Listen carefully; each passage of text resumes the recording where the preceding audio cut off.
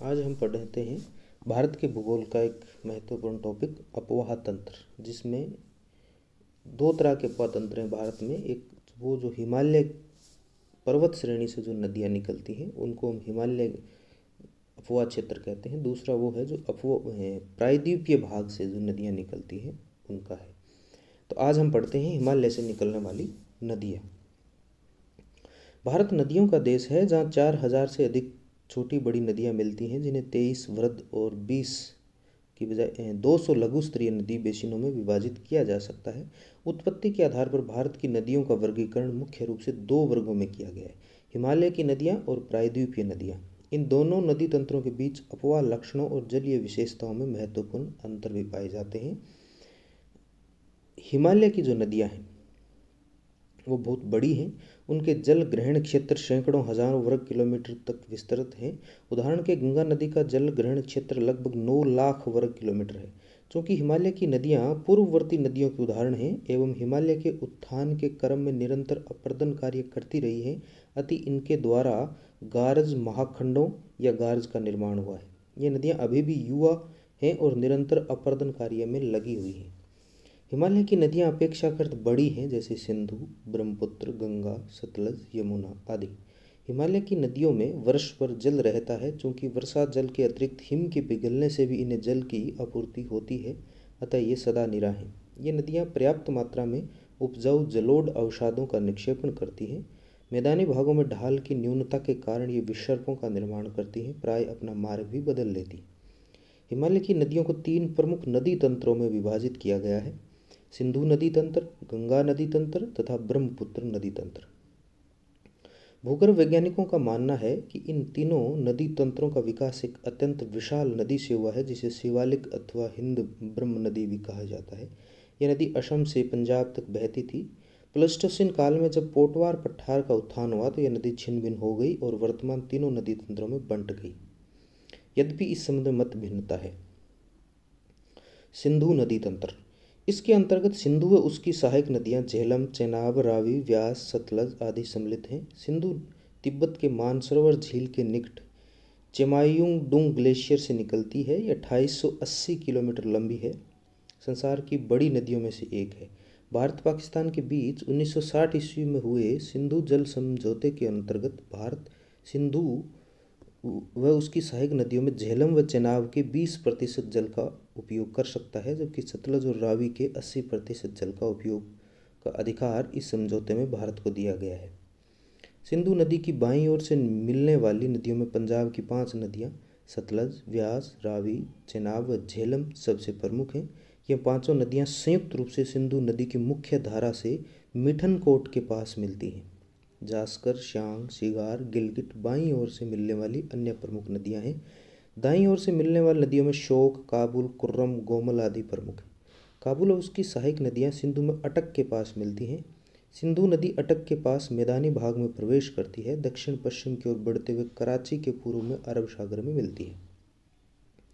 झेलम पीर पंजाल पर्वत की पदस्थली में स्थित जो बेरीनाग के समीप शेषनाग झील है, उससे निकलकर वुलर झील में मिलती है। पुनः आगे बढ़कर मुजफ्फराबाद से मंगला तक ये भारत पाक सीमा के लगभग समानांतर बहती है।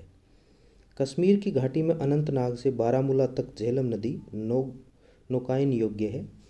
झेलम व रावी पाकिस्तान में चेनाब से मिल जाती हैं। चेनाब हिमाचल प्रदेश में चंद्रभागा कहलाती है। यह नदी लाहुल में बड़ा लाचा दर्रे के दोनों ओर से चंद्र व भाभा नामक 2 नदियों के रूप में निकलती है। रावी का उद्गम स्थल कांगड़ा जिले में रोहतांग दर्रे के समीप है। इसी के निकट व्यास कुंड से व्यास नदी भी निकलती है। इसकी घाटी को कुल्लू घाटी कहते हैं। व्यास सतलज की सहायक नदी है एवं कपूरथला के निकट उससे मिलती है। सतलज नदी मानसरोवर झील के समीप स्थित राक्षस ताल से निकलती है और सिपकिला दर्रे के पास हिमाचल प्रदेश में प्रवेश करती है। स्पीति इसकी मुख्य सहायक नदी है। प्रसिद्ध भांकड़ा नांगल बांध सतलज नदी पर ही बनाया गया। गंगा नदी तंत्र, गंगा नदी वास्तव में भागीरथी और अलकनंदा नदियों का ही सम्मिलित रूप है, जो देवप्रयाग के निकट मिलकर गंगा कहलाती है। गंगा नदी का मुख्य स्रोत उत्तराखंड में स्थित गंगोत्री हिमनद है। ये हरिद्वार के निकट मैदानी भाग में प्रवेश करती है। इसमें दाहिनी ओर से यमुना प्रयाग के निकट मिलती है। दक्षिणी पठार से आकर सीधे गंगा में मिलने वाली नदी सोन है। आगे दामोदर नदी छोटा नागपुर पठार का जल लाती हुई इसमें आकर मिलती है। पुनपुन तथा टोंस जैसी छोटी नदियां भी दाहिनी ओर से इसमें मिलती हैं।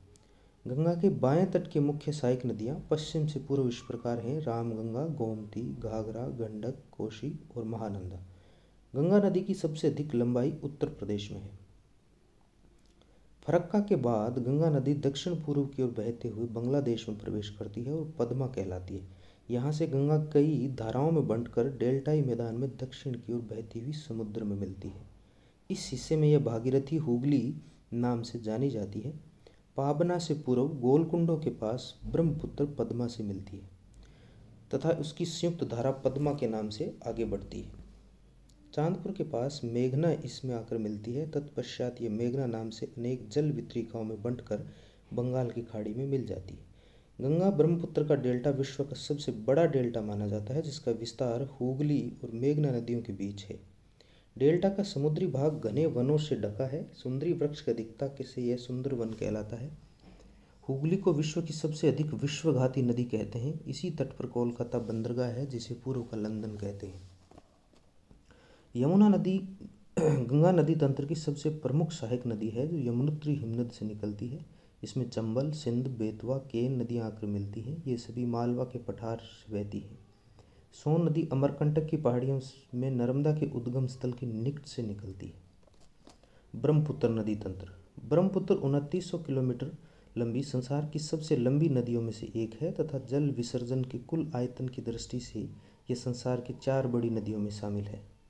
इसका अपवाह तंत्र 3 देशों तिब्बत यानी चीन, भारत और बांग्लादेश में विस्तृत है। ये कैलाश श्रेणी के दक्षिण मानसरोवर झील के निकट महान हिमनद आंगसी ग्लेशियर से निकलती है। इस नदी का बेसिन मानसरोवर झील से मरियनला दरे द्वारा पृथक है। ब्रह्मपुत्र का अधिकतर मार्ग तिब्बत में है, जहाँ इसका स्थानीय नाम शांगपो है, जिसका अर्थ होता है शुद्ध करने वाला। यहाँ समुद्र तल से 4000 मीटर की ऊंचाई पर भी नावें चलती हैं, जो विश्व के सबसे आश्चर्यजनक नौकागम्य जल मार्गों में से एक है। नामचा बरवा पर्वत के पूर्वी किनारे के सहारे यह एक तीखा मोड़ लेते हुए दक्षिण पश्चिम दिशा में मुड़ जाती है और 5500 मीटर गहरा कैनियन बनाती है। अरुणाचल प्रदेश में यह दिहांग कहलाती है। पासीघाट के निकट 2 सहायक नदियां दिबांग और लोहित के मिलने के बाद इसका नाम ब्रह्मपुत्र पड़ता है। इसके बाद यह असम घाटी में प्रवेश करती है, जहाँ कई सहायक नदियां ब्रह्मपुत्र से मिलती हैं। सुबानसिरी, जिया बरेली, धनसिरी, पुथिमारी, बगदादिया, मानस प्रमुख है। असम घाटी में ब्रह्मपुत्र नदी गुम्फित जल मार्ग बनाती है, जिसमें कुछ बड़े नदी द्वीप भी मिलते हैं। इसमें विश्व का सबसे बड़ा नदी द्वीप माजुली द्वीप है। यह द्वीप संकटाग्रस्त स्थिति में है तथा इसे संरक्षित करने व विश्व विरासत में शामिल करने के प्रयास किए जा रहे हैं। यह धूबरी शहर तक पश्चिम की ओर बहती है और तत्पश्चात गारो पहाड़ी से मुड़कर दक्षिण की ओर गोलपारा के पास बांग्लादेश में प्रवेश करती है। बांग्लादेश में इसका नाम जमुना है। यहाँ ब्रह्मपुत्र में तीस्ता आदि नदियाँ मिलकर अंत में पद्मा यानी कि गंगा में मिल जाती हैं। मेघना की मुख्य धारा बराक नदी का उद्गम मणिपुर की पहाड़ियों में होता है। इसकी मुख्य सहायक नदियाँ माकू, तरंग, कुइवुई, जीरी, सोनाई, रुकनी, काठाखल, धलेश्वरी, लांगचिन्नी, मधुआ और जटिंगा हैं। बराक नदी बांग्लादेश में तब तक बहती रहती है जब तक भैरव बाजार के निकट गंगा ब्रह्मपुत्र नदी में इसका विलय नहीं हो जाता है। धन्यवाद।